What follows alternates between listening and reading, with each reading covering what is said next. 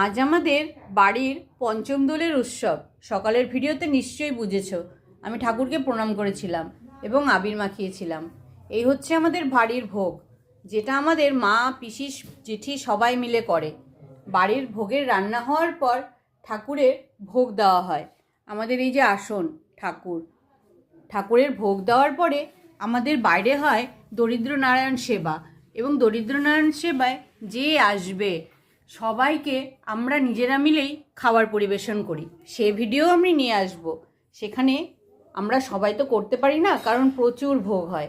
তাই সেখানকার রান্নার জন্য আমাদের আলাদা দিদিকে ডাকা হয়। আর আমাদের বাড়ির ভোগ হয়ে গেছে। এরপরে আমি নিয়ে আসব সবার জন্য বাইরের উৎসবের কিছু দৃশ্য। যদি তোমাদের ভালো লাগে অবশ্যই জানাবে। আমি তোমাদের উত্তরের অপেক্ষায় রইলাম। ঠিক আছে? ভালো থেকো, সুস্থ থেকো। আমি প্রিয়া। মনে আছে তো আমাকে?